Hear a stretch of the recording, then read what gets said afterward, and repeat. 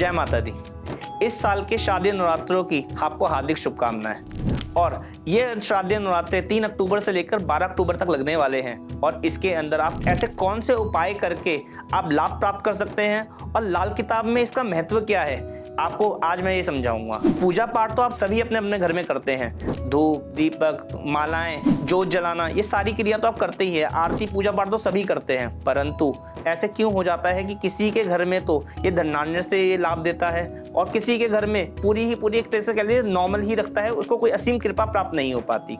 तो ऐसी अवस्था के अंदर यदि लाल किताब के द्वारा किए गए उपाय इसके अंदर ऐड कर देते हैं आप, तो आपको इसके चमत्कारी लाभ देखने को मिलेंगे और आपको रिजल्ट 100% मिलेगा इसका। क्योंकि ये दिन जो होते हैं वे माँ दुर्गा के होते हैं और माँ दुर्गा को किससे संबोधित किया जाता है, बुध ग्रह से। और लाल किताब के अंदर बुध ग्रह का वर्णन क्या है कि या तो माँ दुर्गा की सेवा करिए या छोटी छोटी कन्याओं की सेवा करिए और अलग अलग दिनों पे छोटी छोटी कन्याओं को भोग लगा करके आप इनकी कृपा प्राप्त कर सकते हैं। क्योंकि बुध ग्रह जो माँ दुर्गा का है, ऐसे में या तो उनकी आप आरती कीजिए, कीर्तन करिए, पाठ कराइए या फिर कन्याओं को भोग लगा करके उनसे पैर हाथ लगा करके अपना आशीर्वाद लीजिए, अपनी मनोकामना पूर्ण कर लीजिए और इस नवरात्रों के अंदर उनसे लाभ प्राप्त कर लीजिए।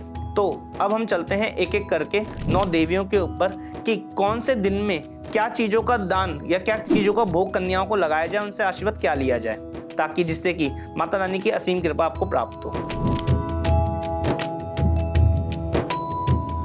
तो पहला दिन आता है माँ शैलपुत्री का। यदि आज के दिन आप घी से बनी हुई मिठाइयाँ या घी से बना हुआ हलवा आप कन्याओं में बांटते हैं और उनसे पैर हाथ लगा के आशीर्वाद लेते हैं कि आपके समक्ष दूर हो, तो ऐसी अवस्था के अंदर आपको माँ शैलपुत्री का और माँ दुर्गा का असीम सुख प्राप्त होगा और कन्याओं के आशीर्वाद से आपको लाभ की प्राप्ति होगी। दूसरा दिन आता है माँ ब्रह्मचारिणी का। यदि इस दिन आप दूध से बनी हुई खीर, मिश्री या शक्कर का दान कन्याओं में करते हैं, तो ऐसे में आपके कह लीजिए कि आपके स्वास्थ्य की तरफ से और आपको रोगों की तरफ से एक तरीके से बहुत ही अच्छी राहत मिलती है और घर से बीमारियां दूर होती चली जाती है। तो तीसरा दिन है माँ चंद्रघंटा का। यदि आप इस दिन दूध से बनी हुई मिठाइयाँ या दूध से बनी हुई खीर आप कन्याओं में बांटते हैं और अपने जीवन साथी की मनोकामना को पूर्ण करते हैं, मैरिड लाइफ के बारे में मनोकामना करते हैं, तो आपको असीम सुख प्राप्त होंगे और मैरिड लाइफ बहुत अच्छी चलेगी आपकी। चौथा दिन है माँ कुष्मांडा का। तो ऐसे में यदि आप मालपुए का भोग कन्याओं को लगाते हैं और कन्याओं में बांटते हैं और पैर हाथ लगा के आशीर्वाद लेते हैं बुद्धि का, तो ऐसे में आपको बुद्धि प्रदान होती है, आपकी प्लानिंग बहुत स्ट्रांग होती है और आपको बिजनेस के अंदर बहुत अच्छा लाभ होता है। पांचवा दिन है माँ स्कंद माता का।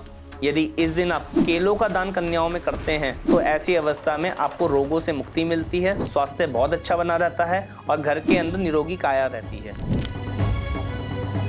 छठा दिन है माँ कात्यायनी का और इस दिन यदि आप कन्याओं के अंदर पान या शहद बांटते हैं, तो आपके जीवन के चाहे कैसे भी रोग हो, शत्रु हो, कर्ज हो या किसी भी प्रकार की कोई समस्या हो, ये कटती है और जिंदगी के अंदर आपको खुशहाली प्राप्त होती है। सातवां दिन है माँ कालरात्रि का। यदि आप इस दिन कन्याओं के अंदर गुड़ बांटते हैं, कन्याओं को गुड़ देते हैं, उनसे पैर हाथ लगा के आशीर्वाद लेते हैं, तो आपके जीवन के अंदर जितनी भी नकारात्मक ऊर्जाएं हैं या कह लीजिए भूत प्रेत वाले सिनेरियो आपके घर में बीत चुके हैं या नजर टोक जैसी समस्याएं आपके घर में बीत चुकी है, तो आज का दिन विशेष दिन है। कन्याओं को गुड़ दे करके आप इन चीजों से मुक्ति पा सकते हैं और अपने घर को खुशहाली की ओर ले जा सकते हैं। आठवां दिन है माँ गौरी जी का। इस दिन आपके घर में पूड़ी, सब्जी, हलवा जो लोग अष्टमी पूजते हैं, ये तो बनता ही बनता है, परंतु यदि आप कन्याओं को नारियल का भोग लगाएंगे, नारियल का प्रसाद उनको देंगे और आशीर्वाद प्राप्त करेंगे, तो ऐसे में समक्ष चीजें ये जिंदगी के अंदर कह लीजिए कोई भी दुख तकलीफ और कष्ट है, इससे राहत मिलती है आपको। घर में बुद्धि, धन, दौलत, ऐश्वर्य सब प्राप्त होता है और ये बढ़ता चले जाता है।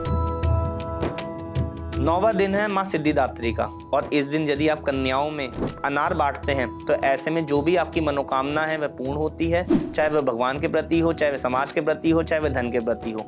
ऐसे में आपको उसकी प्राप्ति होती है और जिंदगी के अंदर आपको खुशहाली प्राप्त होती है। तो ये था 9 देवियों का वर्णन। इस दिन यदि आप इन कन्याओं के अंदर ये भोग लगाएंगे जो मैंने आपको बताए हैं, तो ऐसे में आपको माँ दुर्गा और 9 देवियों का आशीर्वाद अवश्य प्राप्त होगा और जिंदगी के अंदर जो भी दिक्कतें हैं, बुराइयां हैं, वे दूर होंगी। और लाल किताब के अंदर इतने सरल उपाय करके आप जिंदगी के अंदर माँ दुर्गा का आशीर्वाद प्राप्त कर सकते हैं। लाल किताब के उपाय इतने सिंपल हैं और ऐसे कर करके आप अपने जीवन को खुशहाल बना सकते हैं। जय माता दी।